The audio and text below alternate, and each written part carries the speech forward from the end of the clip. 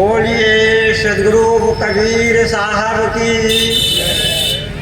सत्य निज नाम बोध संस्थान के संस्थापक गुरु संत साहेब की, सभी नेमी प्रेमी आत्मी जनों की।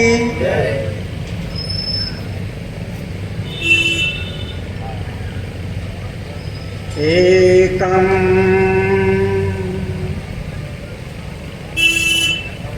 एकम नित्यं विमलमचलं सर्वदा साक्षिभूतं भावातीतं त्रिगुणरहितं सद्गुरुं तन्नमामि। सद्गुरुं तन्नमामि।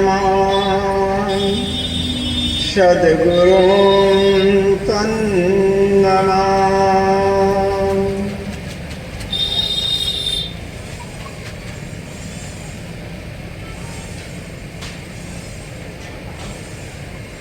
संत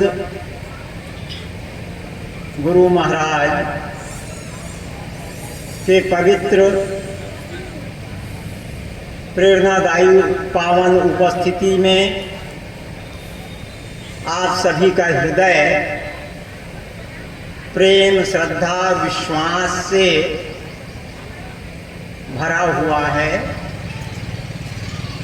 इस प्रेम, श्रद्धा, विश्वास से भरे हुए हृदय से प्रत्यक्ष विराजमान गुरु और इस संसार में जितने भी अब तक गुरु परमात्मा रूप में हुए हैं, आप उनको जिन जिन रूपों में स्मरण करते हैं, मानते हैं, जानते हैं, आप उनका ध्यान करते हुए, उनका पावन स्मरण करते हुए मैं चाहता हूँ कि आप और हम कुछ वंदना के और भाव पूर्ण शब्दों से उनकी वंदना करें। आप लोग उस वंदना के पदों को जानते हैं और बहुत गहराई से आप उससे अपने गुरु की वंदना भी करते होंगे। तब भी मैं निवेदन करना चाहूँगा कि जो पद मैं अभी वंदना में निवेदन करूँगा, जरा सा आप कमर सीधा करके हाथ को अगर ऐसा रखना ठीक लगे तो ऐसा, गोद में रखना हो तो गोद में रखना हो तो बाईं हथेली के ऊपर दायां हथेली, आंखें बंद, कमर सीधा, हाथ की दो अवस्था। आप सभी बड़े पवित्र संकल्पवान हैं।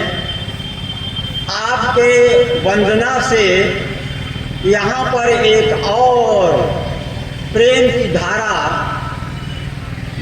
बहेगी। पूज्य गुरुदेव का ध्यान करते हुए तथा और भी जो गुरुजन हैं, चाहे वो कबीर हैं, रैदास हैं, राम हैं, कृष्ण हैं, ये सभी परम गुरु हैं। आप इनमें से जिनका भी ध्यान करना चाहें, ध्यान करते हुए कुछ निवेदन करेंगे हम लोग। मेरे बाद आप लोग भी उसको दोहराएंगे। हम सब मिल करके अगर एक साथ बोल पाते तो बहुत अच्छा था, लेकिन मुझे नहीं पता कि वो पद आप लोग बोलते हैं कि नहीं, इसलिए मैं पहले बोल रहा हूँ और आप उसको दोहराएंगे ध्यान अवस्था में।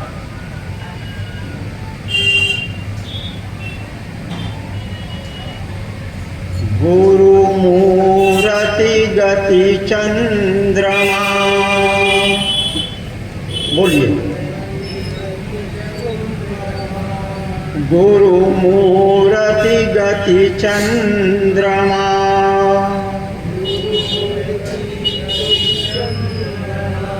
सेवक नैन चकोर सेवक नैन चकोर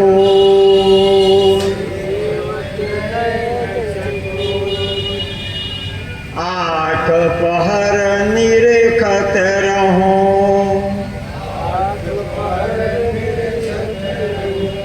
आठ पहर निरखत रहो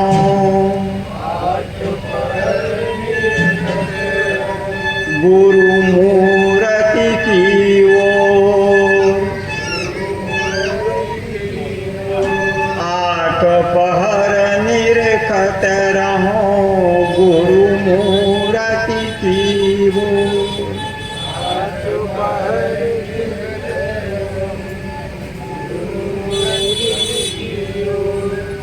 गुरु समान दाता नहीं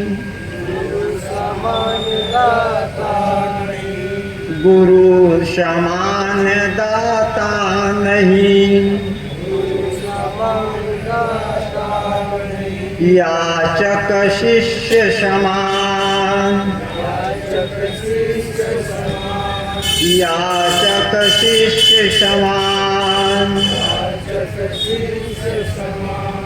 तीन लोक की संपदा तीन लोक की संपदा सो गुरु दीन्ही दान सो गुरु दीन्ही दान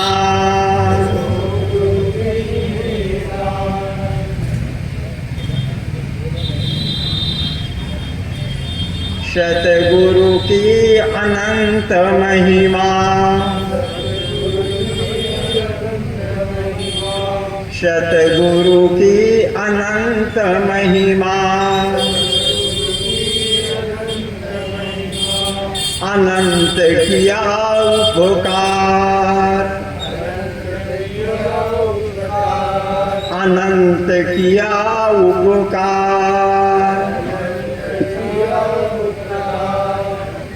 लोचन अनंत खोलिया लोचन अनंत खोलिया अनंत दिखावन हार अनंत दिखावन हार सतगुरु की अनंत महिमा शाहे बंदगी शाहे शाहे बंदगी शाहे शाहे बंदगी शाहे।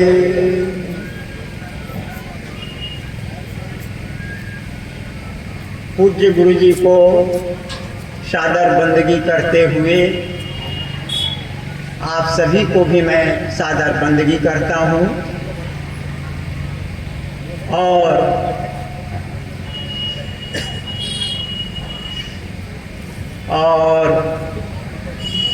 आज एक विषय हमारे गुरु जी की अनुमति से समिति के अध्यक्ष और बाकी लोगों की अनुमति से एक विषय भी आज की चर्चा के लिए रखा गया है, उस पर भी हम लोग विचार करेंगे। अभी कुछ देर पहले श्री पुनीदास जी एक पद आप लोगों को मैं बोला था कि आप लोगों को गवाए, तो उसमें एक आध अक्षर छूट गया, उसे एक बार आप लोग फिर से दोहराएं, ऐसा मेरा निवेदन है ना। वो इसलिए भी मेरे को बहुत समीचीन लग रहा है।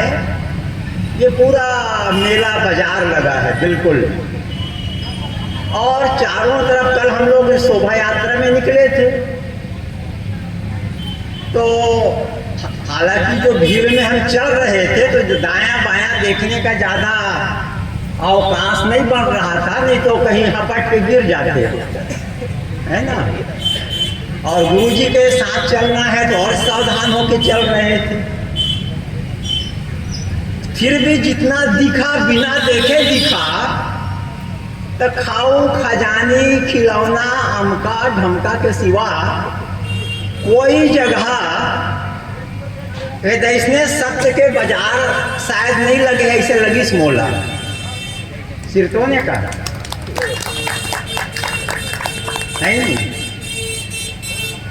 कोई जगह धार्मिक पुस्तक के, कोई जगह और शद चित्रावली जिससे हमको प्रेरणा मिले, हमारे गौरवशाली अतीत को बताने वाला, हमारे पूर्वजों के महानतम देदीप्यमान संस्कृति को दर्शाने वाला शायद नहीं दिखी भाई बोला। और कोई जगह लगे हुए बताना, हम मत देखे भर जाबो।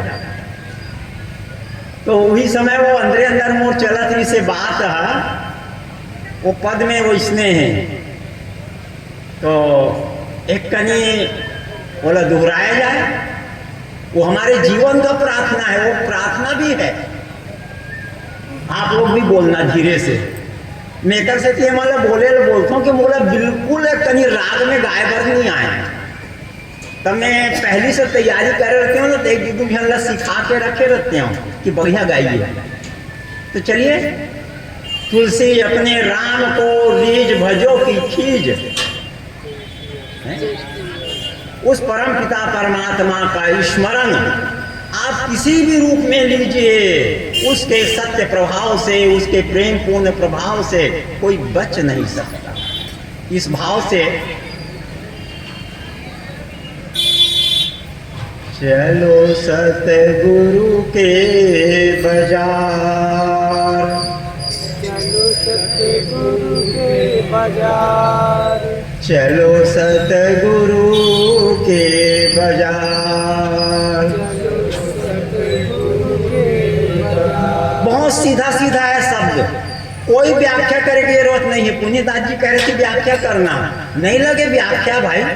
चलो बाजार तो कहा थे, मैं कहाँ अर्थ रही गए। हाँ, लेकिन कते बाजार का लेना है तो पता चल जाए। सोना चांदी के बाजार, खौवा खजानी के बाजार, कहाँ के बाजार तो आगे बता दी है, कोई परेशानी नहीं है। चलो सतगुरु के बाजार, चलो सतगुरु के बाजार, ज्ञान बुध लाइए,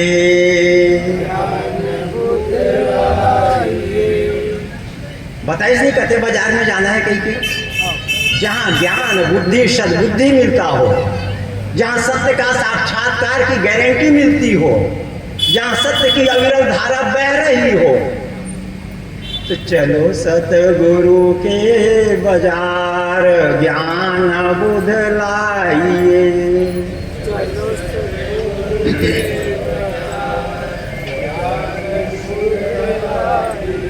लेबो हो साहिब के नाम, परम पद पाइए।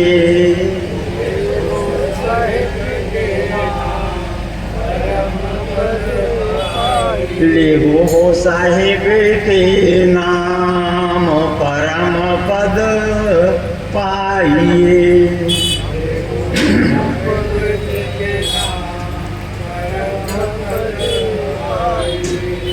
करता सब कछु दीन, कसर कछु ना करे।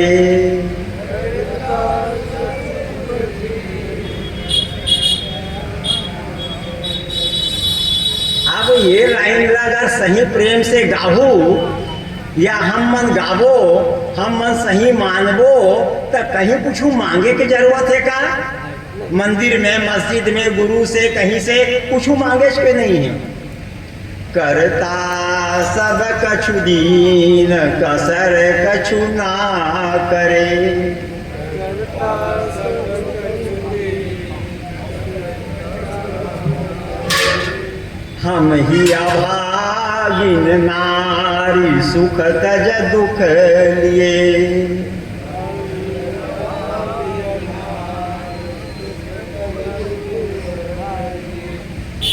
ये आधा होई से अटकी में काम है चल जाए। ये में कते चीजें समझ में नहीं आई। करता सब कछु दीन, यही अब गाय पर भले गाथा न, लेकिन अंदर स्वीकार नहीं करे। तो अभी भी हम जो कुछ भी कहीं साधु संत के पास जाते हैं, पूजा कर्म विधान करते हैं, मंत्र जंतर करते हैं, तो कुछ ना कुछ हमारी कामना। लेकिन यहाँ पर कौन से बाजार में जा रहे हैं? जहाँ ज्ञान बुद्धि मिले, जहाँ पर परम पद, मानव जीवन की सार्थकता जो है, मानव जीवन का उद्देश्य जो है, मानव जीवन को प्राप्त करने का जो लक्ष्य है, वो मिले। तो यहाँ जब मिलेगा तो ऐसा कोई पद पाओगे क्या कि मेरे को विधायक का टिकट मिल जाए, मेरे को सरपंच का मिल जाए, मेरे को अमुक नौकरी मिल जाए। ये पद रोटी कपड़ा मकान के लिए तो है, लेकिन ये नहीं मांगता। कबीर पंथ का कोई भी जरा सा गहरा भक्त है, ये मांगता ही नहीं। एक घटना याद आती है, बताना चाहिए आपको। रामकृष्ण परमहंस कलकत्ता में बेलूर मठ में पुजारी थे। माँ काली की उपासना होती थी, माँ काली की मंदिर है वहाँ। और उनके परम विश्वविख्यात शिष्य स्वामी विवेकानंद, इन दोनों के बीच की एक घटना को मैं यहाँ पर जरा सा बहुत कम शब्दों में रखना चाहता हूँ। आप जानते भी होंगे तो स्मरण कराना चाहता हूँ। तो विवेकानंद का पहले नाम था नरेंद्र। जब वो स्वामी परमहंस रामकृष्ण से मिले तो जरा संबंध हुआ।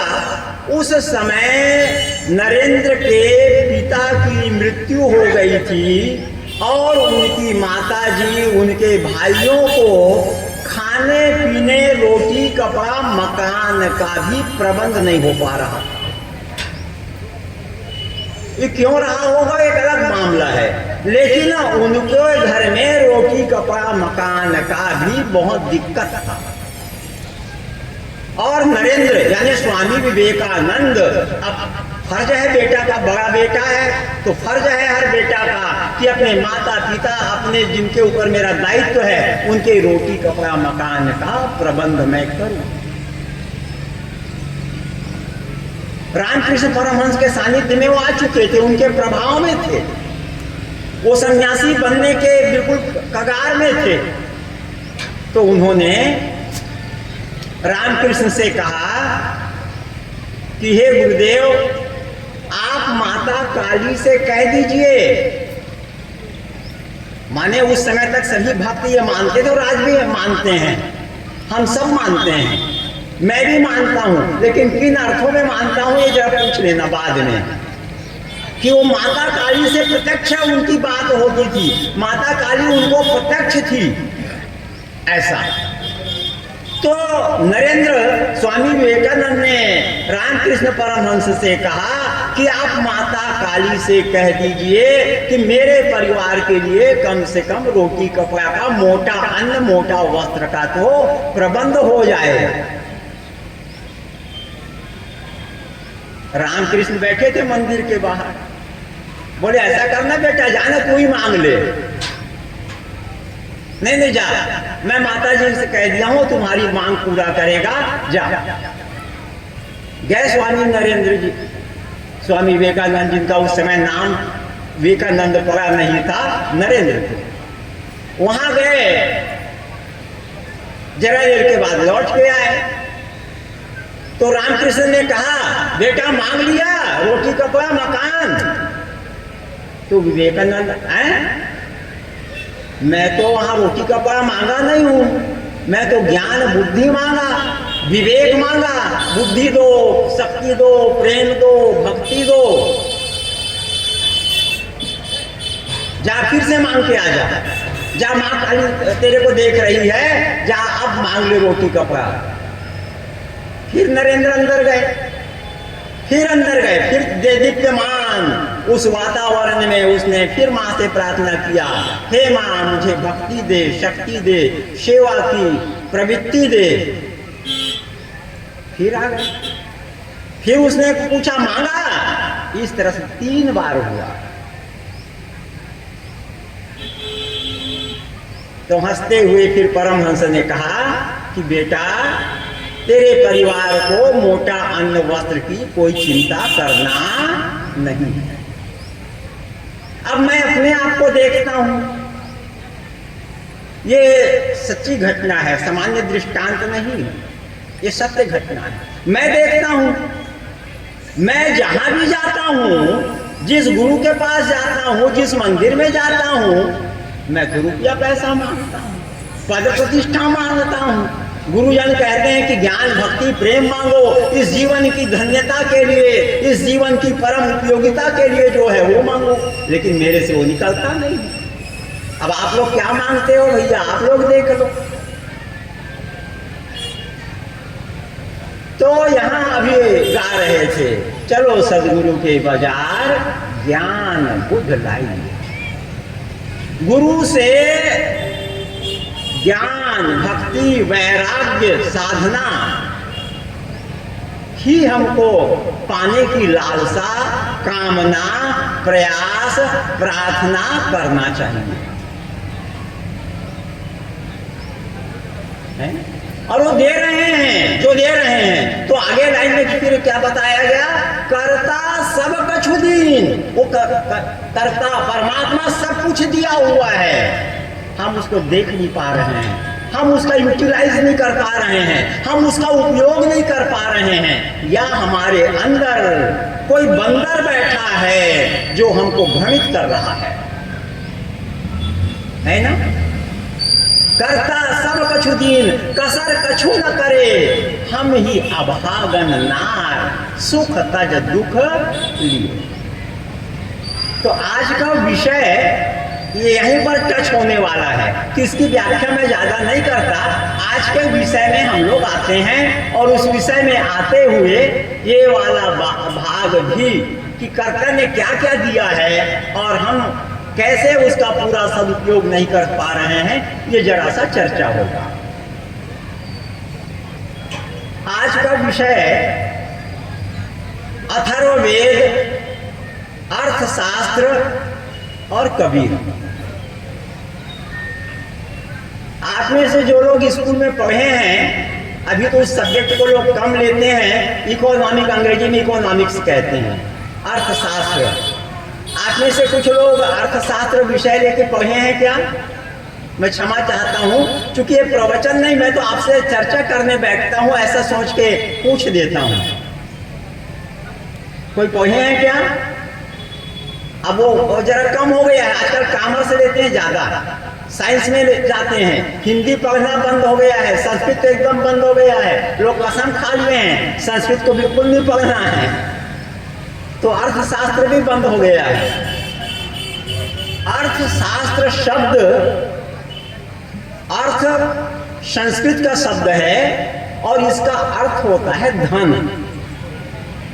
धन का चर्चा करना, धन प्राप्ति का उपाय बताना, धन प्राप्ति क्या है, धन क्या है, कैसे मिलेगा, कहां से मिलेगा, कैसे संग्रह होगा, ये शास्त्र में, ग्रंथ में जिसका उल्लेख हो, अर्थशास्त्र है।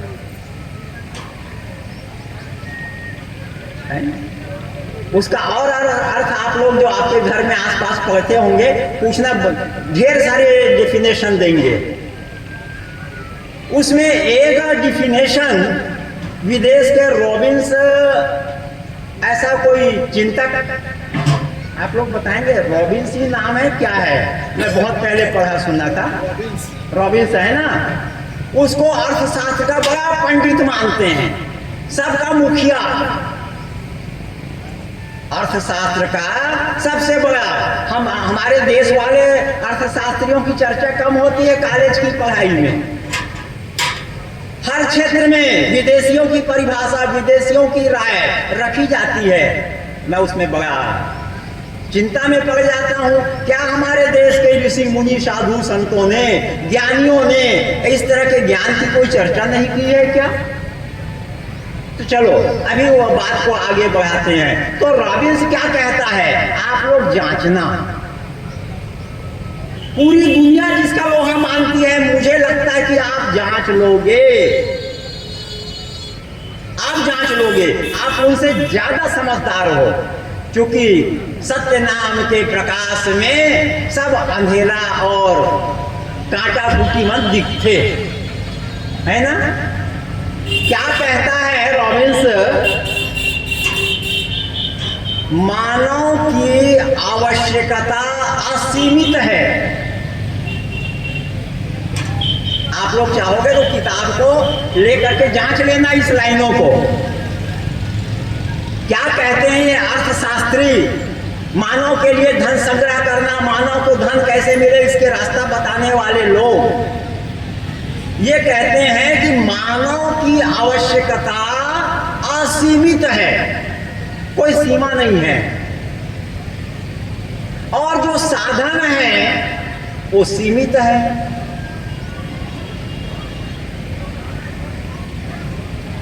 इसका अर्थ और मोटे मोटे बताऊं, वो करा 10 टन रोटी रखे है और एक करा 20 जन भूखर्रा बैठे है ना? तका लगी वो रोटी ला जाओ भैया तुम बांट के खा ले, कब होता वो मन प्रेम से खाई कि लड़नी झगड़ी का लगते अभी के बेरा में हर जगह देखो ते में। मोदी जी ने कहा जिनका खेत 2-2.5 एकड़ है उनको मैं क्या सम्मान निधि 6,000 दूंगा, हमारी सरकार देगी 2-2 हजार रुपया, है ना भाई? क्या निधि कहते हैं ये? सांसद के लाइन, विधायक के लाइन में ये हुए ना, ते मन बताते विधायक आए हो भले पद नहीं मिले है, तो में कौन कौन शामिल हो गए जब बाद में पता चला किसने, जे डॉक्टर है, जे वकील है, चार्टर अकाउंटेंट है, व्यापारी है, और जेकर करा को कहीं खेते नहीं है वो आगे शामिल। ये मन ज्यादा भूखर रहा है। आपके गांव के 4 एकड़ वाला किसान कहता है नहीं, मोदी जी ने 2.5 एकड़ का नियम दिया है, मैं 4 एकड़ है मैं आवेदन नहीं करूंगा। लेकिन शहर में बैठा हुआ कार में घूमने वाला चार्टर अकाउंटेंट जिसका खेत भी नहीं है, वो फॉल्स सर्टिफिकेट बनाता है और 2,000 रुपया 3-3 महीने में 6,000 साल का लेता है। और जब इसकी जांच पड़ताल हुई तो उसकी रिकवरी होने वाली है, वो रिकवरी तो कर लोगे, दूसरा जगह डाका डालेगा वो, तो क्या वो इस पद से सहमत होगा कि करता सब कछु दीन? वो क्या कहेगा? अभी तो कुछ नहीं दिया है, एकदम खाली डब्बा है, बड़ा दुखी होगा। और वैसे लोग ही कहते हैं कि मानव की आवश्यकता असीमित है और इसलिए वो लूटने लगते हैं, इसलिए वो डाका डालते हैं, इसलिए चोरी करते हैं। आप ये बताओ, चलो अपन जांचते हैं 1 मिनट में। आप ला गुरु जी आज कल आखिरी दिन है कह के मान लो खूब हलवा मिठाई पूरी बनाई, आखिरी भंडारा है भाई, या ऐसे भी कह सकते हो गुरु जी नहीं नहीं नहीं इसमें इनका स्वास्थ्य खराब होगा, वही सुंदर दाल भात खिलाना है, बल्कि कल खिचड़ी खिलाना है जी। खिचड़ी बड़ा भयंकर खिचड़ी बनता है और ज्यादा स्वास्थ्यप्रद है वो, उसमें फलाहार कर देंगे, ऐसा भी हो सकता है। जो भी लगे, कल विशेष अगर भंडारा हो तो जति खाथो होकर से डबल खाऊ कि तीवल खाऊ, व्हाट दिस इज पॉसिबल? आप चाहोगे भी खाना तो डबल टिबल खा लोगे क्या? एकाज हनन खाही और वो डाला के उछरी वो करी, होगा कि नहीं होगा?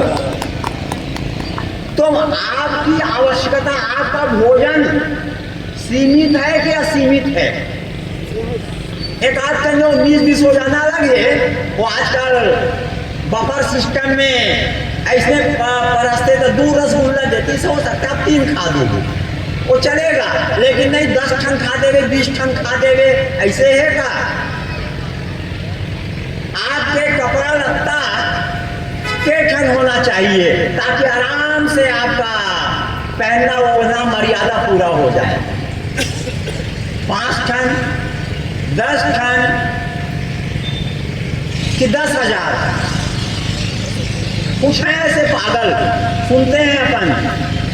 एक बार जब दक्षिण भारत में, नाम नहीं बताऊं मैं ना, काबा के साथ एक दुनिया में नहीं है तो कर काबा नाम बोलना, रतीश तक वो नहीं बोलना चाहिए मर्यादा में। वो मुख्यमंत्री बनीस, अब मुख्यमंत्री बनीस तो वो समय वो कर चर्चा पर्चा होइस तो बताइस कि वो कर अलमारी में 5,000 साड़ी हावे। के 1000 साड़ी हावे? 5,000। आप 5,000 dhoti kurta full pant coat दे जाए, मैं क्षमा चाहत हूं ना, अभी ऊपर रखे के भी प्रबंध शायद नहीं हो पाई। ये सही बात है कि नहीं है? और रख भी देवे तो उसका सदुपयोग होगा, इसकी गारंटी है क्या?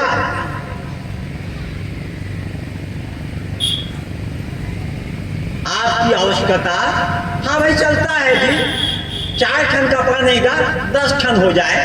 अभी आपके घर में दाई माई मन के 10-12 ठन गोया हुई, चलेगा। 20 ठन होई चल जाए, 2,000 होई, एको जन 2,000 गोया वाले, एक सीमा है।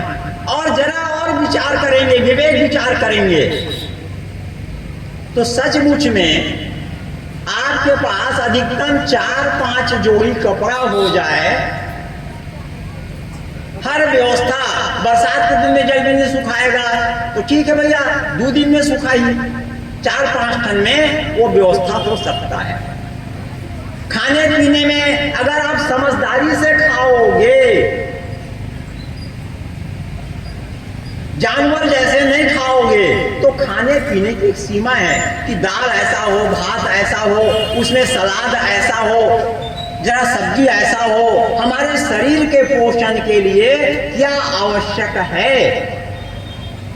अगर विवेक पूर्वक, विचार पूर्वक, संयम शरीर के स्वास्थ्य को ध्यान में रखोगे तो खाने पीने की एक सीमा है।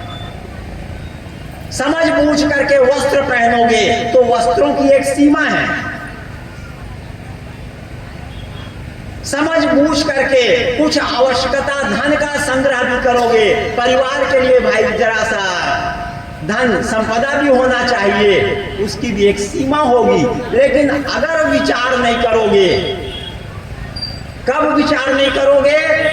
आपको कपड़ा दिखाने के लिए पहनना है कि इस गर्मी ठंड वर्षा ऋतु के मौसम के आधार पर समाज की एक मर्यादा है, उठने बैठने पहनने का मर्यादा के लिए पहनना है, मौसम के अनुकूल पहनना है, कोई कार्यक्रम में जा रहे हो उसके अनुकूल पहनना है कि दिखाने के लिए पहनना है।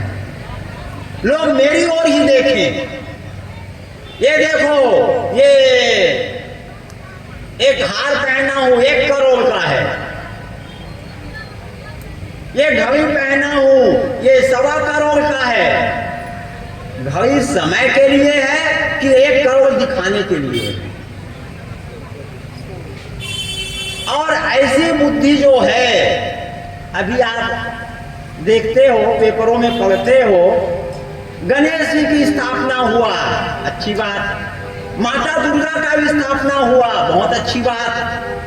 पंडाल बना और वहां बताया गया कि हीरे और मोती 10-20 करोड़ का हीरा मोती का मुकुट है। क्या माता 10-20 करोड़ के मुकुट पहनाने से ज्यादा सही तत्काल आशीर्वाद देगी? आशीर्वाद का, भक्ति का, आपकी प्रार्थना का उस 10 करोड़ के मुकुट से कोई संबंध है?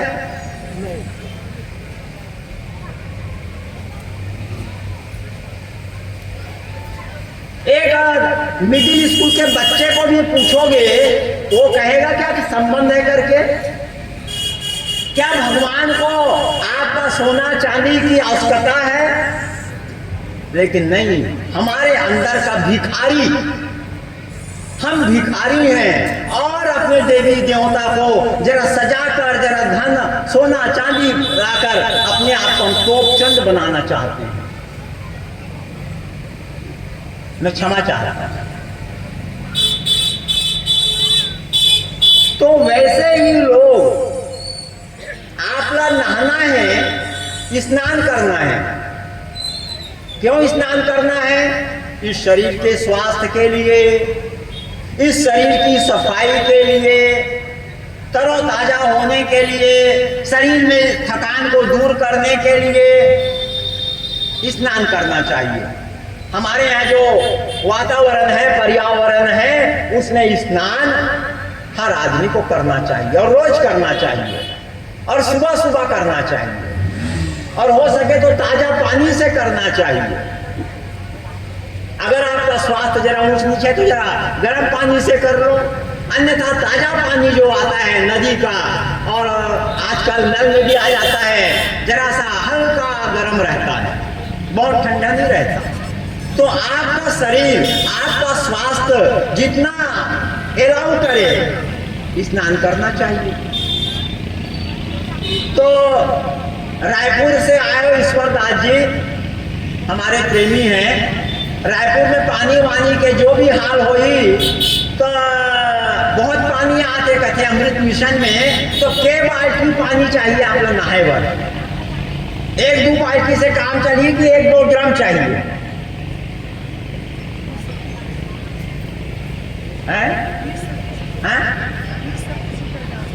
नहीं आते सुना 20 लीटर तो एक बाल्टी होते बड़े।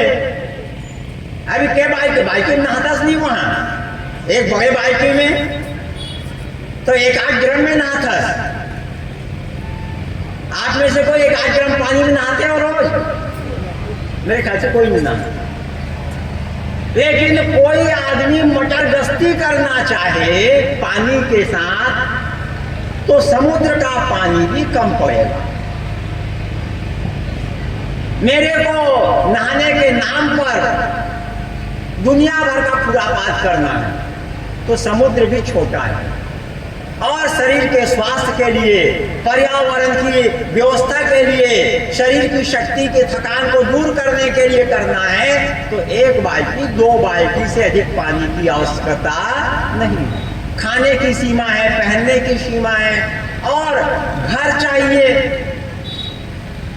पति पत्नी ऐसा और दादा दादी है, 6 लोगों का अगर परिवार है, तो 4-6 कमरा बन गया। 1 मंजिल या 2 मंजिल में, नीचे में 2-3 कमरा, ऊपर 2-3 कमरा, 6 कमरा हर आदमी के लिए 1 कमरा। ये पर्याप्त होगा कि 6 मंजिल का भवन बनाओगे, वो पर्याप्त होगा। कई जगह सुनते हो उनका बड़ा महल है, महल में 600 कमरा है। 600 कमरा, 600। कितने लोग हैं वो लोग? 6 लोग हैं। What is the utilize? क्या उसकी उपयोगिता है? ये पागलपन है मन का। तो ऐसे ही लोगों ने विदेशों में भोग संस्कृति है ज्यादा। हमारा देश आध्यात्मिक देश कहलाता है, हालांकि वहां के लोग ज्यादा ठीक हो गए हैं, सुधर गए हैं, लात खा के भोगते हुए सुधर गए हैं। यहां उल्टा हो गया है ज्यादा करके, और ये व्यापारी लोग हमको लुहा रहे हैं, हैं? तो अर्थशास्त्रीय बोलते हैं, अभी वर्तमान जो स्कूल कॉलेज में पढ़ा जाता है कि हमारी आवश्यकता, मनुष्य की आवश्यकता असीमित है और साधन सीमित है। तो ऐसा जब होगा तो आदमी में लड़ाई झगड़ा तो होगा, दुश्मनी तो होगी। एक ठन नौकरी पर निकले है, एक ठन पद है, 25 ठन पद हैगा और के जन आवेदन करे है, 25,000 जन आवेदन करे है। माने 1,000 में से एक को भर नौकरी मिलेगी। तब क्या होगा? तब अप्रोच चलेगा। उम्मीदवार जी के पास जाएंगे, चल भैया काजन मंत्री से सिफारिश करवा दे। अध्यक्ष महोदय के पास जाएंगे, भैया जरा बहुत कहीं पूजा पाठ कर दूं, जरा परिचय करा दे। इस तरह से व्यवस्था है कि अव्यवस्था होगा? अव्यवस्था होगा, ईर्षा द्वेष होगा, लड़ाई झगड़ा होगा। और आप शांत रहोगे क्या? आप भी शांत नहीं रहोगे, क्योंकि आपको क्या दिख रहा है, क्या पढ़ाया जा रहा है कि आपकी आवश्यकताएं अनंत है, असीमित है और जो चाहिए वो चीज बहुत कम है। और हमारे गुरुजन, हमारा भारतवर्ष, हमारा वेद, हमारा पुराण, हमारा अथर्ववेद इसके ठीक उल्टा बोलता है। कहता है आदमी की आवश्यकताएं सीमित है और संसाधन उस परमात्मा ने अनंत दिया है। हम इसी पर 2-2, 3-3 दिन की कक्षा लेते हैं भाई, पढ़ाते हैं। मैं प्रवचन करे वरना करीबन 10-15 साल से छोड़ दे, बल्कि ज्यादा हो गया। और तो गुरुजी का आदेश हो गया और आप लोगों से मिलके मुझे बहुत खुशी होती है। तो मैंने कहा चलो आप सबका दर्शन लाभ करेंगे, मिलेंगे और अभी हम जो कॉलेज में पढ़ाते हैं उसी के साथ आपको भी जोड़ेंगे।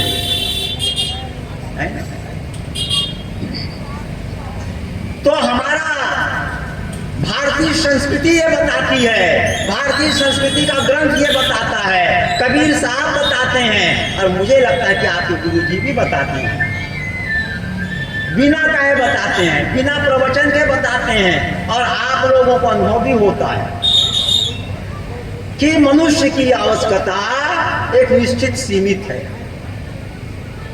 19-20 हो सकता है आपस में। सत्य मार्ग में आओगे तो सीमित हो जाएगा, असत्य मार्ग में जाओगे तो पूरा दुनिया का धन आपके लिए कम हो जाएगा। एक बार क्या करे, कटे मल्ला ये धरती में रहे और स्वर्ग में राज करवो का है, इंद्र लग दौड़ा है नहीं भाई? तो वो मल्ला का कथन हम जे स्वर्ग में चढ़ाई करे थे मल्ला, राक्षस कथन दानव।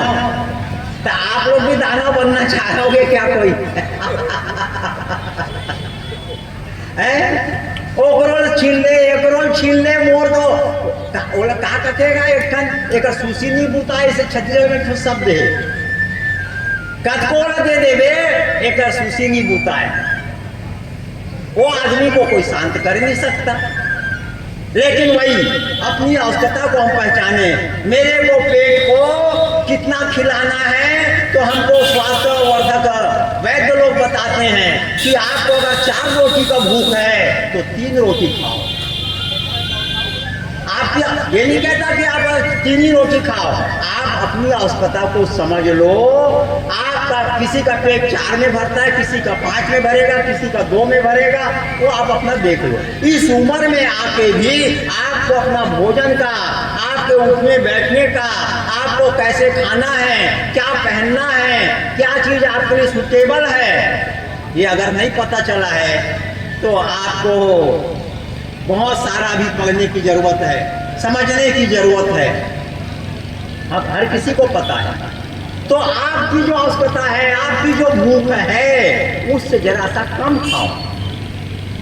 तो ठीक से पाचन होगा, ठीक से पाचन होगा तो मल निकलेगा, मल निकलेगा तो आप स्वस्थ रहोगे। स्वास्थ्य की परिभाषा क्या है? 3 शब्द है आयुर्वेद में अगर चलोगे तो। हमारे शरीर जो है 3 प्रकार के धातुओं से मिलकर बनता है। 3 प्रकार के धातुओं में संतुलन हो जाए, वात, कफ और पित्त, ये 3 अगर सम है, तीनों इस शरीर के लिए अनिवार्य है, लेकिन उसकी मात्रा तय है। उस मात्रा में अगर तीनों बराबर है तो आप स्वस्थ हो। उनमें से पित्त बढ़ गया तो कड़वा कड़वा ढकार आएगा, जी मिचलेगा और ब्लड प्रेशर बढ़ जाएगा। वात ज्यादा हो गया तो पेट में गुब्बारे चलेंगे, बम की तरह फूटता रहेगा, ये होगा। और योग में एक क्रिया है। मैं कहीं विषय बाहर जात हूं ना, आज कितना समय है? 6 बजे तक है ना। हाँ, तो वो एक कहीं आजू बाजू कागज के भी जरूरी है बताना। तो आयुर्वेद शास्त्र के आधार पर वात, कफ, पित्त अगर सम है तो आप स्वस्थ हो, विषम है तो सब प्रकार की बीमारी होगा। जितने भी बीमारियां हैं वो वात, कफ, पित्त के असंतुलन का परिणाम है। और एक चमत्कार मैं वो चमत्कार बताया था ना, गुरुजी जैसे चमत्कार नहीं कर सकूं भाई मैं, लेकिन एक ठन दूसरा चमत्कार बताया था मैं। एक ठन हमारे योग में क्रिया है। जितनी बीमारियां हैं अध्यक्ष महोदय, वो ये वात, कफ, पित्त के असंतुलन से होता है। माने सब बीमारी का वो जड़ है। और उस जड़ को दूर करने के लिए योग में एक क्रिया है जिसका नाम है जल वस्ति, कुंजल, गज करनी। ये उस एक ही चीज के 3 नाम हैं। गज करनी, गज यानी हाथी, हाथी जैसा ये क्रिया करता है वैसा करो। हाथी क्या करता है? हाथी को आपने चित्रों में देखा होगा कि वो सूंड से पानी खींच लेता है और नहाता है। उसके बनावट ऐसी है कि पानी को खींच लेगा और फेंक देगा। तो आज से हजारों साल पहले हमारे ऋषि मुनियों ने इसका शोधन किया कि क्या ये हम कर सकते हैं, और कर सकते हैं तो हमारे लिए क्या क्या उपयोगी होगा। तो हम योग में क्या सिखाते हैं, ये बहुत कॉमन है, लेकिन किसी के साथ 3 दिन जरूर सीखना, अकेले मत करना। अभी मैं बोल रहा हूं तो सुन के मत करना, अगर कोई नहीं किए हो तो। आपके आजू बाजू में कोई भी बताने वाला मिल जाएगा, उसके सामने करना, और नहीं तो मेरे को आदेश देना, मैं आप लोगों के आश्रम में आ जाऊंगा, 3 दिन रह करके आपको सिखाऊंगा। स्वयं स्वस्थ रहोगे, परिवार को स्वस्थ रखोगे और पूरे मोहल्ले को स्वस्थ करोगे फोकट में। ये क्या है फोकट का विद्या? क्या है गज करनी? कुनकुना पानी, सुबह उठो, मंजन ब्रश आदि करना है कर लो, और उसके बाद उखरू बैठ के, शौच में जाते हो नहीं, कमोड वाले में नहीं, ऐसे बैठे वाले में, तो इसने बैठना तेरा उखरू कथन। और योग की भाषा में उसको कहते हैं कागासन, कौवा का आसन, कौवा जैसे बैठना। तो वैसा बैठकर खूब कुनकुना पानी को पी लो, खूब पियो, ऐसा पियो कि ओवरफ्लो होने लगे। कम से कम 1 लीटर पानी 4 गिलास, और उसके बाद जरा झुककर 2 उंगली मुंह में डालकर उस पानी को निकाल दो, निकल जाता है। अटपटा नहीं है। आप में से शायद 1-2 लोग करते होंगे। ये मेरा सिखा रहे हो, अब बंद कर दे। हो सिखा रहे हो नहीं? सिखा रहे हो कि नहीं का? तो बंद जोर से हाँ कहा ना। हाँ अभी कर रहा था कि नहीं, ये नहीं पूछो, मुझे पता है नहीं कर रहे हो, है नहीं? इनके घर सिखाया, बहुत सरल भी है, लेकिन किसी भी जानकार के सामने। ये 2 लीटर पानी ला पिए और निकाल दे, आज भूल कर पानिया वो बॉटल वाला छोड़ दो, आपके घर में तो मिल जाता है ना पॉकेट में, और 5-10 मिनट में ऐसा निकाले, कितना खर्चा आया। ये अकेला क्रिया वात कफ पित्त को सम कर देता है, यानी सभी रोगों का ये मास्टर है। अब ये रमन सिद्धि कथन जब सिखाथन कोई ना कि बेटा तेरे को एक सिद्धि दे रहा हूं मैं 3 दिनों में, क्या सिद्धि? फोकट में स्वस्थ रहेगा, और कभी बीमार पड़ गया तो 2-3 दिनों में बिना दवाई के ठीक हो जाएगा। एक क्रिया इसके साथ और सिखाते हैं हम लोग, उसको कहते हैं जलने की। ये नाक से पानी डालते हैं, ये नाक से निकल जाता है, वो भी बहुत सरल क्रिया है। 5 साल के बच्चे से लेकर के किसी को भी हम सिखा सकते हैं, बता सकते हैं।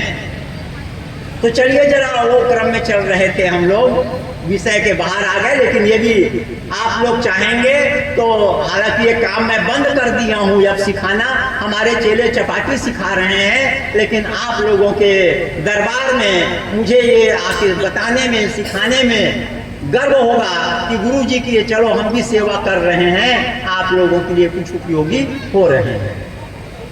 तो आदरणीय मित्रों, चलिए आज के विषय में आते हैं। अब तो विदेश के लोगों ने हमको बहकाया, हम लोगों को भ्रमित किया कि मनुष्य की आवश्यकताएं असीमित है और संसाधन, तो इसलिए मारकाट मचेगा, लड़ाई झगड़ा होगा, रिश्वत चलेगा।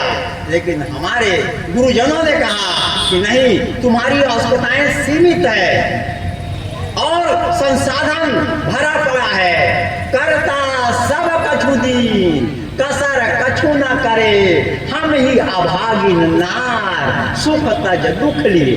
हम अपनी बेवकूफीपूर्ण जिंदगी के कारण, हम अपनी नासमझी के कारण, परमात्मा ने हमको सद्बुद्धि दिया है, परमात्मा ने मुँह में जल हवा पानी धरती दिया है, जिसके अन्न से हम अपना जीवन को धन्य कर सकते हैं, लेकिन अपनी नासमझी के कारण ये सभी संसाधन हमारे लिए कम है, ऐसा लगता है ना। और इसलिए अब एक सहारा लेते हैं हम, कबीर साहब की वाणी का सहारा लेते हैं। कबीर साहब ने क्या कहा? एक सुंदर गृहस्थ जीवन के लिए क्या आवश्यक है।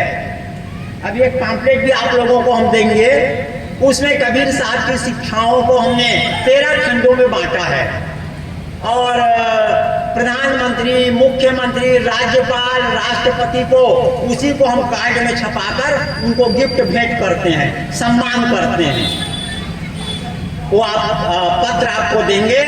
जीवन के अलग अलग अंगों के लिए एक एक लाइन हमने दिया है, वैसे और बहुत सारा पद है, लेकिन अब सब पदों को नहीं दे सकते, एक एक पद हमने दिया है वो पॉम्पलेट में। तो हमारा सदगृहस्थ कैसे होगा, हमारी गृहस्थी कैसे सुंदर चलेगी, तो वहां पर कबीर साहब का एक साखी से हमको चिंतन मनन करें, विचार करें, विवेक पूर्वक विचार करें, गुरु जी के सानिध्य में रहकर विचार करें, गुरु की शिक्षाओं के रोशनी में विचार करें, तो वो साखी हमको बताता है। क्या बताता है? आप लोग उसे कई बार बोले हो, अभी मेरे साथ बोलिएगा। साईं इतना दीजिए, साईं इतना दीजिए, साईं इतना दीजिए, साईं इतना दीजिए, जाने कुटुंब समाए। जाने कुटुंब समाए, कुटुंब यानी परिवार, है ना। साईं इतना दीजिए, जाने कुटुंब समाए, साईं इतना दीजिए, जाने कुटुंब समाए। मैं भी भूखा ना रहूं, मैं भी भूखा ना रहूं, साधु ना भूखा जाए। साधु ना भूखा जाए। मैं भी भूखा ना रहूं, साधु ना भूखा जाए। मैं भी भूखा ना रहूं, साधु ना भूखा जाए। ये 8-10 साल पहले एक विशेष तरीका से कबीर की वाणियों को पढ़ाना हमने चालू किया था। तो इसी साखी को रोज 3-4 घंटे की कक्षा लगता था। 3 दिन तक इसी एक साखी की व्याख्या करते रहे हम लोग।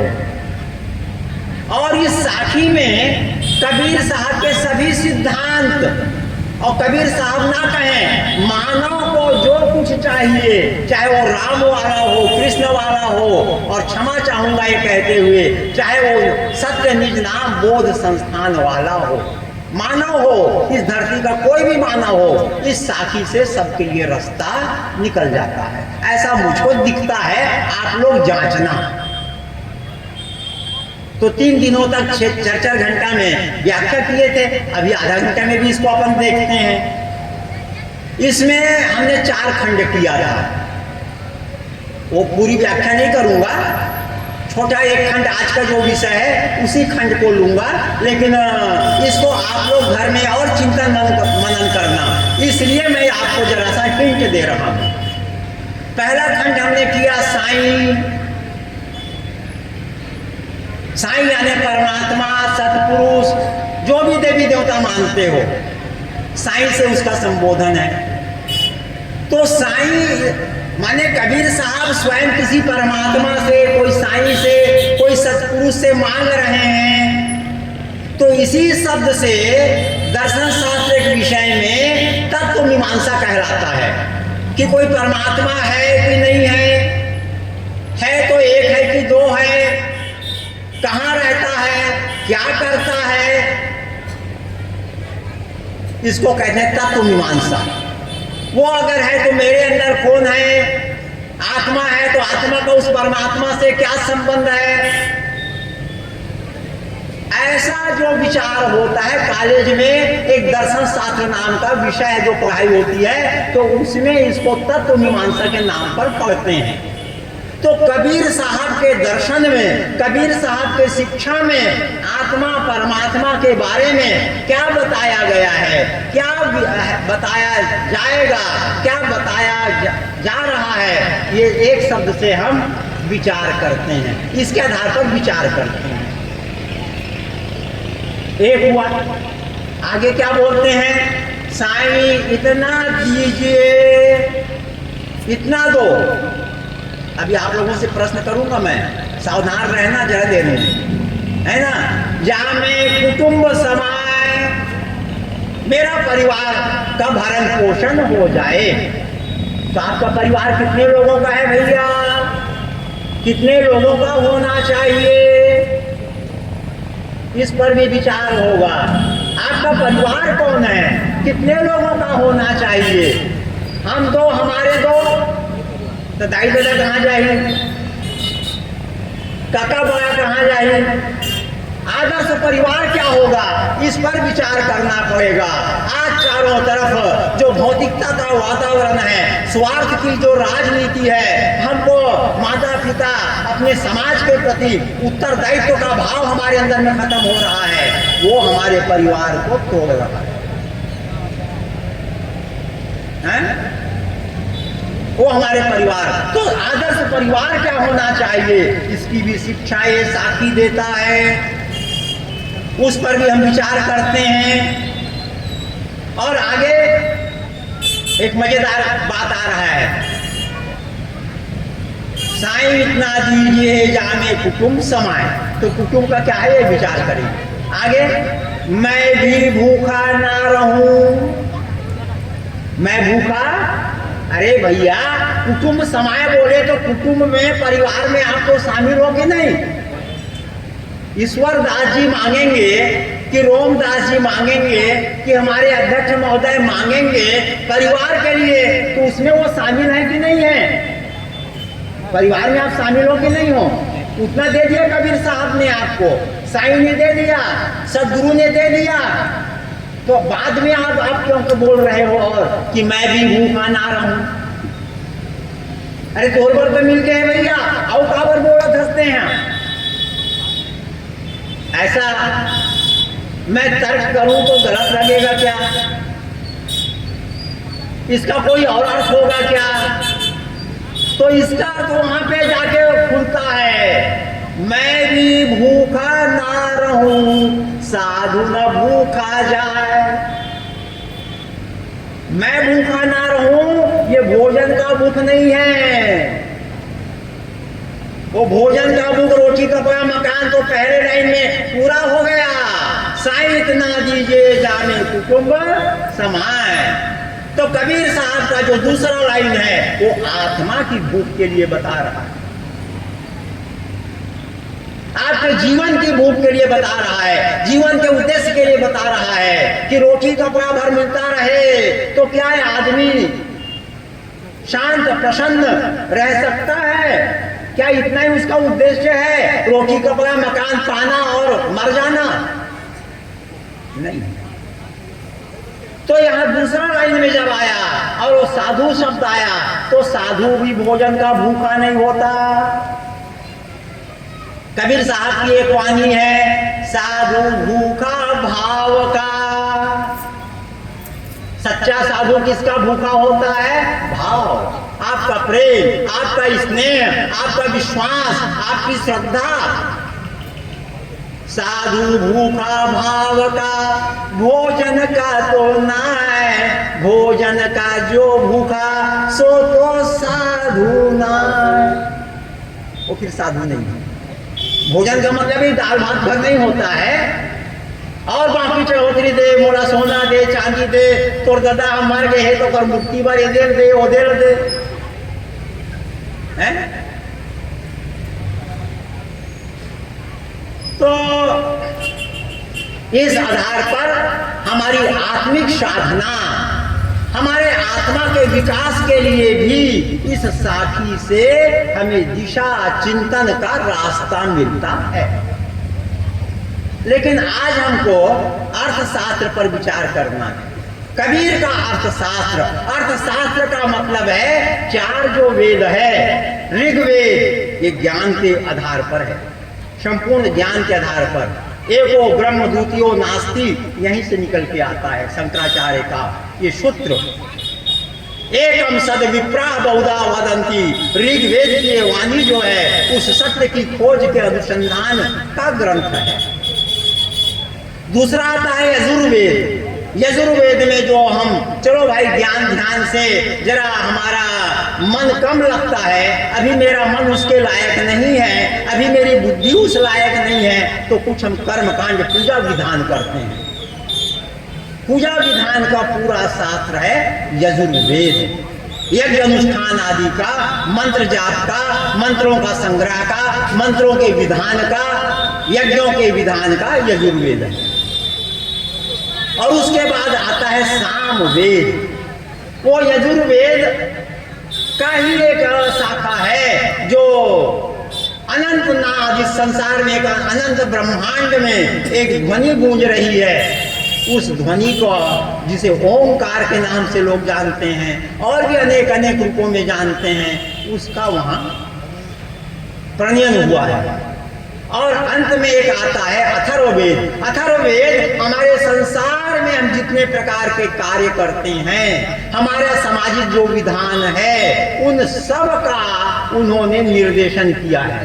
शादी करना है तो ऐसा करना है, बीमार हो तो ये दवाइयाँ है। आयुर्वेद शास्त्र भी वहाँ है, शादी का विधान है, पति पत्नी को कैसे रहना चाहिए, बच्चों का कैसे शिक्षा होना चाहिए।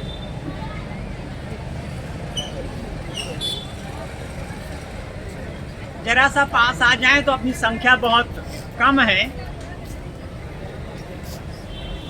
अच्छा कुछ है क्या?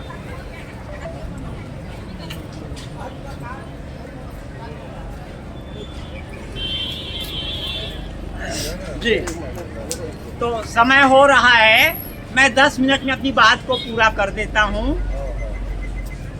जरा सा चाहें, आवाज आ रही है वहां तक? हाँ ठीक, मैं जरा सा और जोर से बोल देता हूँ। अब फिर कहाँ है संतोष साहेब? उनसे कहूँगा भैया कुछ खिला दे, जरा मेहनत हो गया है करके। तो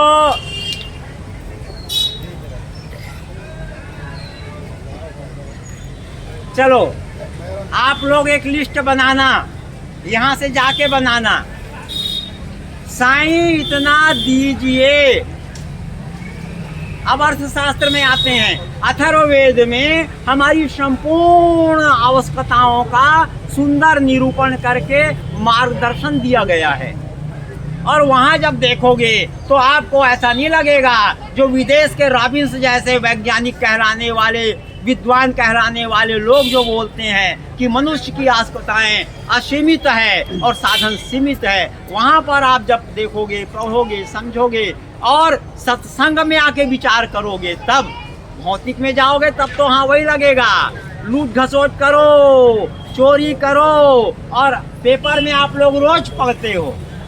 हंसी आती है जी हमको भी, रोज पेपर में आता है। एक ने फोन किया, कहा अमुक जगह पैसा लगा दो, 2 दिन में डबल हो जाएगा, और फिर पता चला वो तो 24 लाख रुपया दिया और रफू चक्कर हो गया। रोज पढ़ रहे हैं, फिर भी लोग, अंधे लोग, लालची लोग, भूखे लोग ठगा रहे हैं। क्या कोई ठग रहा है कि तुम अपने आप को ठग रहे हो? हम अपने आप को ठग रहे हैं। हमारा लालच, हमारा लोभ, हमारा क्षण भर में फोकट में मिल जाए, वो ठगने वाला तो होशियार है। तो कबीर साहब भी कहते हैं कि भैया बता कितना दे दूं तुमको, कितना चाहिए? साईं इतना दीजिए। अगर आपको लिस्ट बनाना पड़े कितना चाहिए परिवार के लिए,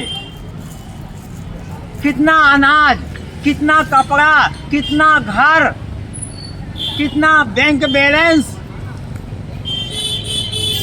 रोटी कपड़ा मकान, कितना चाहिए? तो अगर आप सत्य मार्ग पर चलते हो, सत्य निज नाम बोध संस्थान जैसे गुरुजनों के सानिध्य में रहते हो, तो आपकी आवश्यकता बहुत सीमित हो जाएगी। कहोगे करता सब कछु दीन, कसर कछु ना, ऐसा दिखेगा आपको। और सत्य मार्ग में अगर नहीं चल रहे हो तो दुनिया का दौलत भी आपको दे दिया जाए तो आपको लगेगा नहीं, इधर का राज्य तो मिला है, बोले वहां भी आक्रमण कर दे रे, वो राज्य भी मिला ले, वहां का भी लूट के ले आ, वहां भी लूट के ले आ। तो अगर आप सत्य मार्ग पर चलोगे, विवेक पूर्वक चलोगे, संयम पूर्वक चलोगे, समस्याओं का समाधान प्रेम पूर्वक करोगे, तो आपकी आवश्यकताएं, आपको कितना बड़ा घर चाहिए, वो लगेगा कि हाँ इतने बड़ा घर चाहिए। घर मेरे को हवा पानी धूप से बचने चाहिए कि लोगों को दिखाने के लिए चाहिए। मेरे को कपड़ा पहनना है, कपड़ा से सम्मान के लिए पहनना है कि कपड़े की मर्यादा के लिए पहनना है? अभी हम क्या करते हैं, हमारी आवश्यकताएं क्यों ज़्यादा हो जाती है, क्यों ज़्यादा मानने लगते हैं? हमको लगता है मैं कार में आऊँगा तो मेरा ज़्यादा सम्मान होगा, साइकिल में आऊँगा तो मेरा सम्मान नहीं होगा।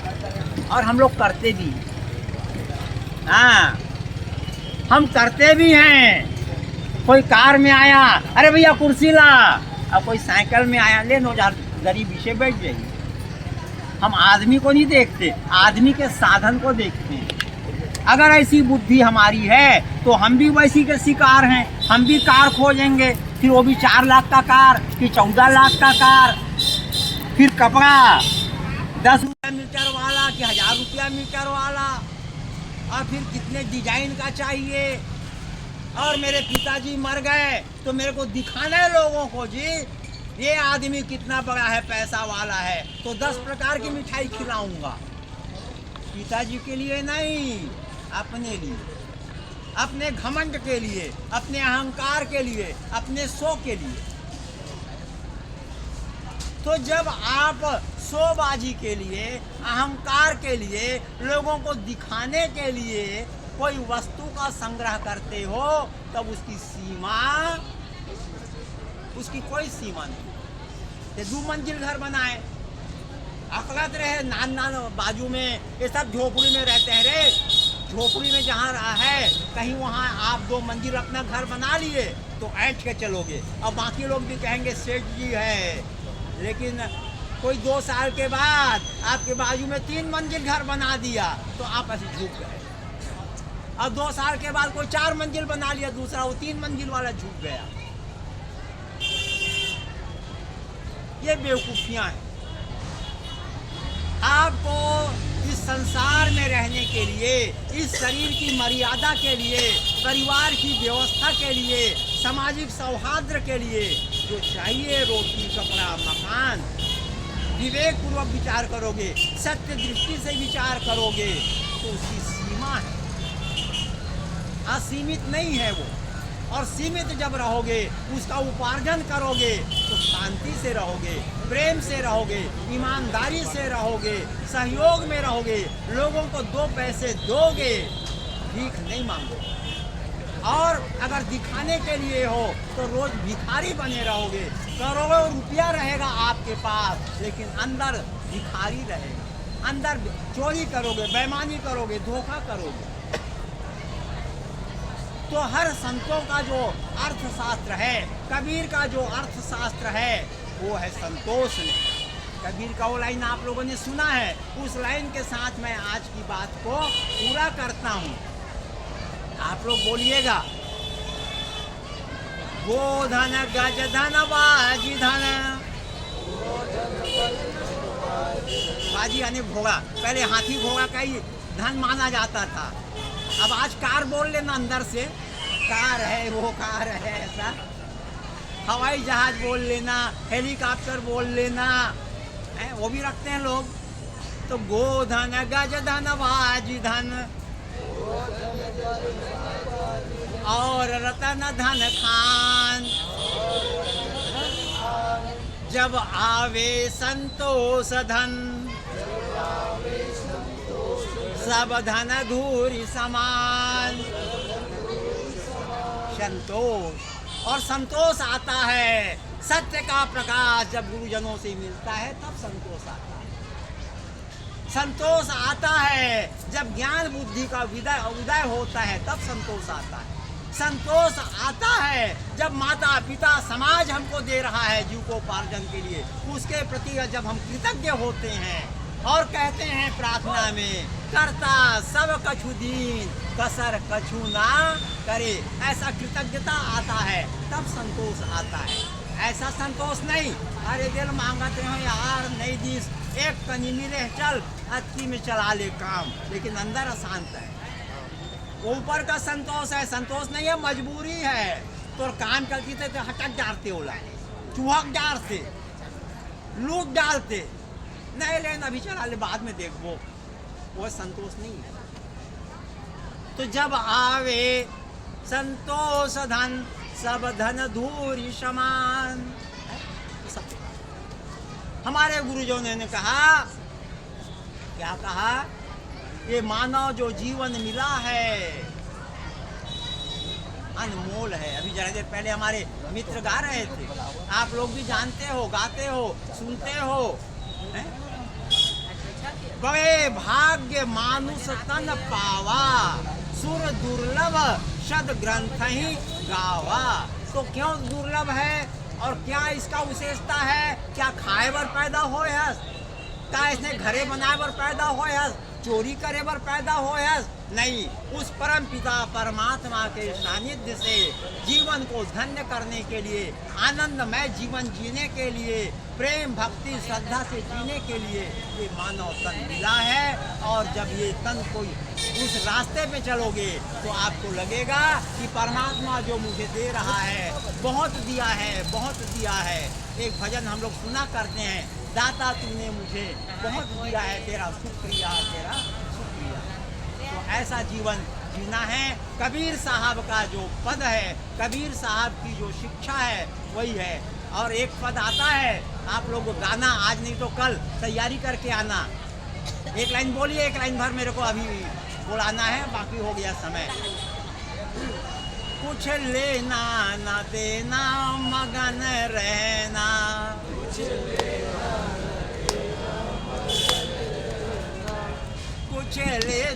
न देना मगन रहना, गहरी नदिया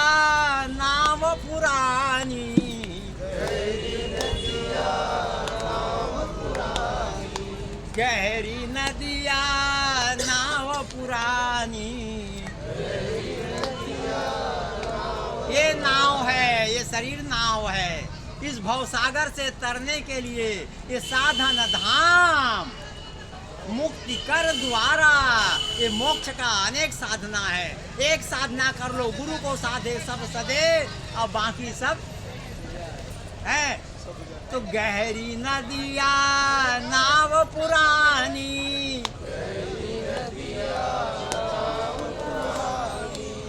खेवटिया से मिल रहना। खेवटिया कौन? गुरु। सदगुरु ही खेवटिया है, जो आपके मार्ग को, जीवन जीने की कला को बताकर आपके जीवन को इस भवसागर से पार ले जाता है। तो कुछ लेना न देना, मगन रहना,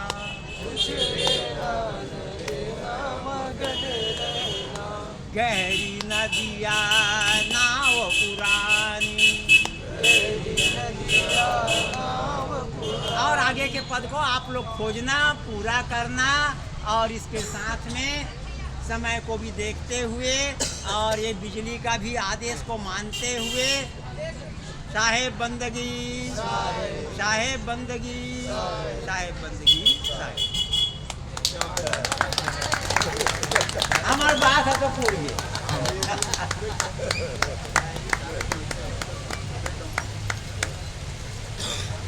हाँ, कुछ आप लोगों को कुछ पूछना है, कुछ बोलना है, तो वो चर्चा भी कर सकते हैं, नहीं तो जैसा अध्यक्ष महोदय और गुरुजी जैसा आदेश देंगे वैसा।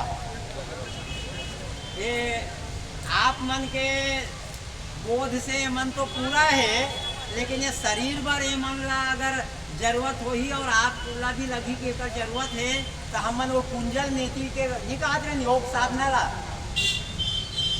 आप ला लगी कि कर यहू मन ला बता दे जाए, कम से कम कर लोग लड़का बार परंपरा बार तब विचार करी हो। और एक ठनऊ बात रही से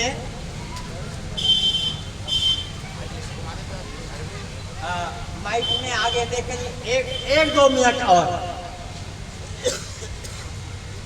ये सब क्यों नहीं हो पाता? हमको दिखाई देता है ये गलत है, ये सही है, लेकिन मेरा मन क्यों पगला जाता है? उस मन को ऐसे गुरु के सानिध्य मिल जाए तो जरा कंट्रोल में आता है। कुछ लोगों का ज्यादा कंट्रोल में आता है, कुछ लोगों का कम में आता है। इस तरह के सत्संग, भजन, पूजन और जो होता है उसकी उपादेयता है। सदग्रंथों का अध्ययन अच्छा है, लेकिन मैं अपनी समझ से, मैं अपने जीवन में जो संकल्प किया हूँ वो आपसे और गुरु जी से निवेदन करना चाहता हूँ कि इस तरह से सत्य मार्गों को बताने के लिए, सत्य को लखाने के लिए, सत्य के प्रकाश से जीवन को आलोकित करने के लिए एक पाठशाला, ये जो स्कूल चलता है वैसा एक गुरुकुल की स्थापना करनी चाहिए। क्योंकि बच्चों को अगर प्रारंभ काल से वैसी शिक्षा, वैसा साधना अगर दिया जाए तो वह ज़्यादा सार्थक होता है, बनिस्बत बड़े होने पर उनके लिए भी उपयोगी होता है, लेकिन वो कम अंतर पड़ता है, कम उपयोगी होता है, रिजल्ट कम आता है। तो हमने बहुत पहले जब गुरु जी के आश्रम में हम पहुँचे थे, वो कनाडा से एक हमारा मित्र आया था और कबीर पर एक फिल्म बना रहे थे। उस समय हम आए थे, पहली बार गुरु जी से हमारा दर्शन लाभ हुआ था। तो उस समय भी हमने निवेदन किया था कि आपके इस आश्रम में एक गुरुकुल का संचालन करें और इस मानव को बाल्यकाल से ही सद जीवन जीने की कला, सद जीवन के रोशनी में जीने का विचार करने का मिले। हम लोग वहाँ गए थे पांडुचेरी। पांडुचेरी मैं 5-7 मिनट ले लूँ और मैं एक अद्भुत विद्यालय की बात निकल गया, वो बताता हूँ आपको। पांडुचेरी जो है दक्षिण भारत में है। आप लोगों ने महर्षि अरविंद का नाम सुना होगा। महर्षि अरविंद नहीं होगा, आगे कुछ उनका परिचय देंगे। अभी उनका काम का हम परिचय देना चाहते हैं। और वो हल्का सा जिक्र मैं किया था पिछले बार सभा में। और आप लोग गांठ बांध लें, कई लोग जो कहते हैं कि इस स्थान के गुरुजी जो हैं कुछ नहीं बोलते, तो उनके बारे में क्या लिखा जाएगा, कैसे शोध किया जाएगा। अरे बोलने की जरूरत नहीं है, ये तुम लोग प्रमाण हो, तुम सब प्रमाण हो। और वो प्रमाण एक और दिया पांडुचेरी में, पांडुचेरी वाला भी वही किया, 40 साल वो मौन रहा। गुरुजी तो बाकी समय बोलते ना, प्रवचन भरना नहीं बोले, वो एक वो कहीं कहीं नहीं बोली। और पूरा एक दुनिया बस गया है, पूरा दुनिया बस गया है। नो एनी कॉन्स्टिट्यूशन, कोई संविधान नहीं, विश्व मानव है हम। कभी योग बने तो उस पांडुचेरी में ओरोविल में जाके देखो, वहां पर उनके शिष्य पूरा अपना जीवन अर्पित कर दिए। कितने साल से हो? बोले वहीं रहते हैं, खाते पीते सब रहते हैं, 25 साल 40 साल 50 साल। वहां स्कूल चलता है, वो स्कूल को बताने के लिए मैं फिर से समय ले लिया, माइक आ गया तो इसलिए। और बहुत श्रेष्ठ होगा, मैं गुरुजी से निवेदन करने भी वो बताऊंगा। और आश्चर्य होगा, आप लोग सुने नहीं होंगे ऐसा स्कूल। वो स्कूल में एक और जन मास्टर नहीं है, लेकिन पढ़ाने वाला 150 जन है। कौन है? जैसे ए भाई यहाँ स्कूल खुल जाए, हाँ मैं आहूँ पढ़ाए बर, ये कहीं मैं हूँ पढ़ाए बर, मैं हूँ पढ़ाए बर। तो कोई गणित पढ़ा दी, कोई हिंदी पढ़ा दी, कोई प्रार्थना पढ़ा दी, कोई योग सिखा दी। ऐसे 156 लोग थे वहां, अपॉइंटमेंट किया हुआ, परीक्षा लिया हुआ कोई मास्टर नहीं था। अच्छा, लेकिन वहां पाठ्यक्रम भी नहीं था। पाठ्यक्रम यानी ये जो पहली के किताब है, जो दूसरी के किताब है, जो तीसरी के, ऐसा कोई किताब भी नहीं है। नो एनी सिलेबस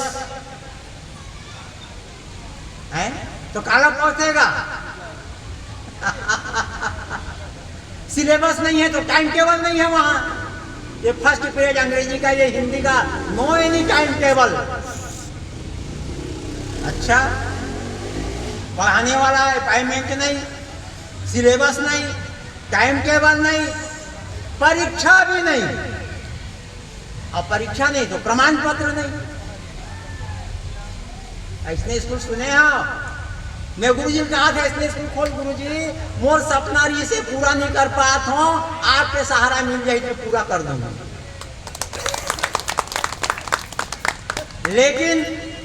लेकिन अब वो वहां क्या हुआ ये देखो। वहां वो लोग एक आखिरी में एक कागज लिख के देते थे, आपके कहा नाम?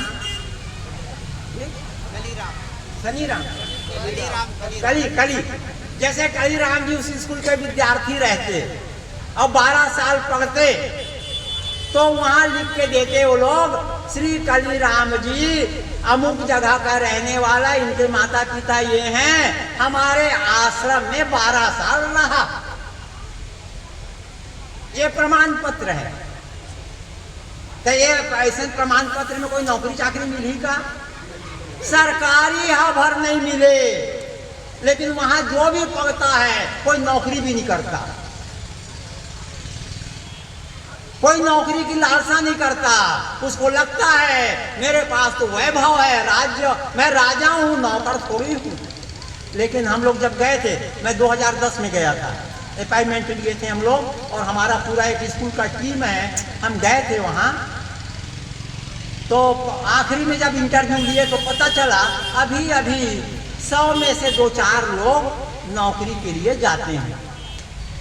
तो जैसे हमारे अध्यक्ष महोदय का बहुत बड़ा कारखाना हो, बहुत बड़ा इंस्टीट्यूट हो, और ये उस जगह के बारे में जानते हैं अच्छी तरह से, और वहाँ का कोई ये विद्यार्थी अगर वहाँ चला जाए और इनको पता चल जाए कि उस अरविंद आश्रम में 12 साल रहकर अध्ययन करने वाला आज मेरे कारखाना में, मेरे ऑफिस में नौकरी के लिए आया है, तो वहाँ के मालिक लोग क्या करते हैं? मुझे रुलाई आ रही है मित्रों,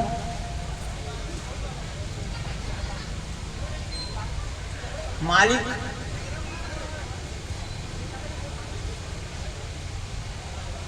उस विद्यार्थी के पास, उस युवक के पास, उस आश्रम में रहने वाले के सामने जाके हाथ जोड़ के कहता है, आपने कृपा किया, आपका सानिध्य आप हमको दे रहे हो, आप कोई इंटरव्यू नहीं, कोई परीक्षा नहीं, आप यहाँ जो चाहें सो काम कीजिए। विदाउट एनी इंटरव्यू वो अपॉइंटमेंट होता है और जिस पद के लिए आए उससे बड़े पद में होता है।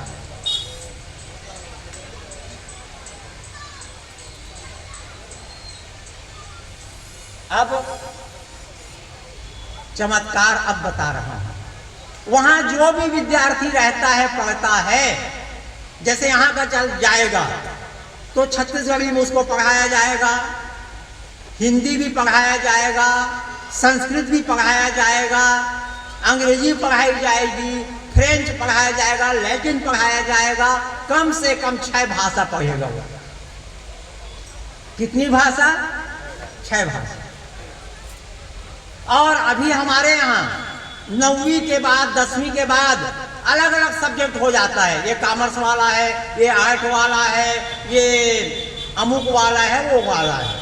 वहां पर पूरा विषय, साइंस हो, आर्ट हो, कॉमर्स हो, सब विषय पढ़ा जाता है। सब विषय, जितने प्रकार के खेल हैं, ओलंपिक में जितने खेल अलॉटेड हैं, ग्रांटेड हैं, एक्सेप्ट हैं, वो पूरे खेल को खेलते हैं।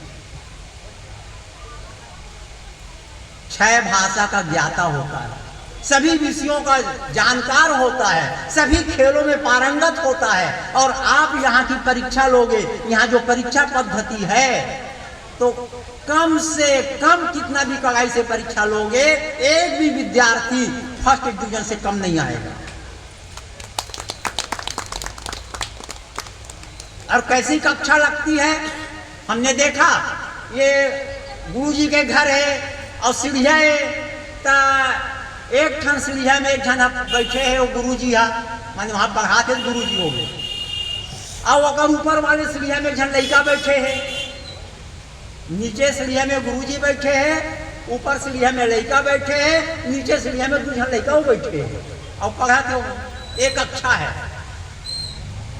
एक आए कक्षा, कोई पेड़ के नीचे बैठे, 2 जन टूरी, 2 जन टूरा, एक जन सियान होला कुछ पढ़ाते। बच्चे का जब जिससे पढ़ने का मन होता है उसके पास जाता, कहता मेरे को आप अंग्रेजी पढ़ाओ, मेरे को आप वेद पढ़ाओ, मेरे को उपनिषद पढ़ाओ, ये चलता है। हम मन एक से बड़े नहीं देखे हैं। एक कनी हमारे कुछ स्कूल में एक कनी चला थे, इसने हम मन स्कूल ला सब श्रेष्ठ मानथन, तो 86 में मैं हाँ 6 ठन स्कूल खोले।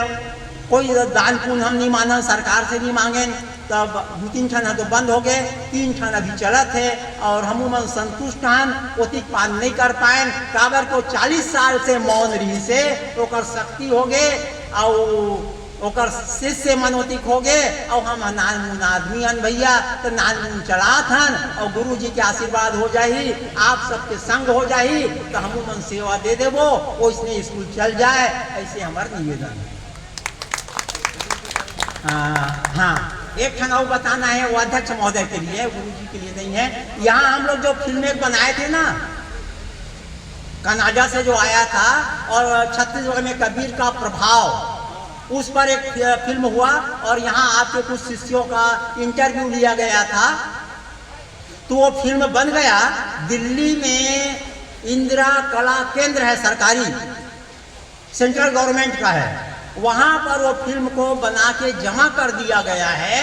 और मैं गुरुजी से और आपसे निवेदन करता हूँ कि आपके सांसद हैं, जो मैं अभी मंत्रियों को बोला हूँ, सांसदों को मैं भी बोल रहा हूँ कि भैया वहाँ जो कला केंद्र में वो फिल्म बना के जमा कर दिया गया है, उस फिल्म को दिखाया जाए और उसकी एक कॉपी हमको दी जाए।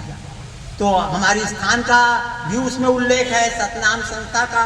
यहाँ पर वो साकर क्या धारा है, कसडोल के उधर क्या धारा था,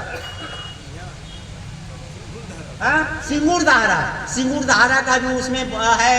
और कसडोल के बाजू में वो तालाब के पार में जो चबूतरा है कबीर बाबा का, उन सब का भी इतिहास है उसमें, आपके स्थान का भी है। वो फिल्म को निकलवाना है। तो आखिरी प्रार्थना, ये जो सब चल रहा है बहुत महत्वपूर्ण है, अच्छा है, लेकिन उनसे भी ज़्यादा 100% अगर आपको रिजल्ट लेना है तो गुरुकुल चलाना चाहिए, ऐसी मेरी प्रार्थना है। आप सभी के पास मैंने दरखास्त रखा है, बाकी आप लोग जैसा उचित होगा वैसा कीजिएगा। साहेब बंदगी।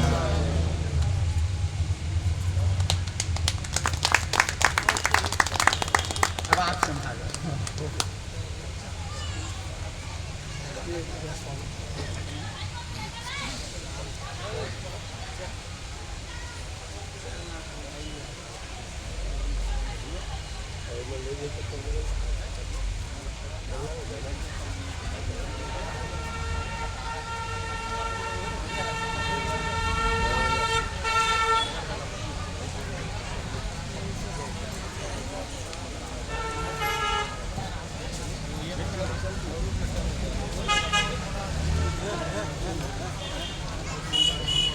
हो गया ना।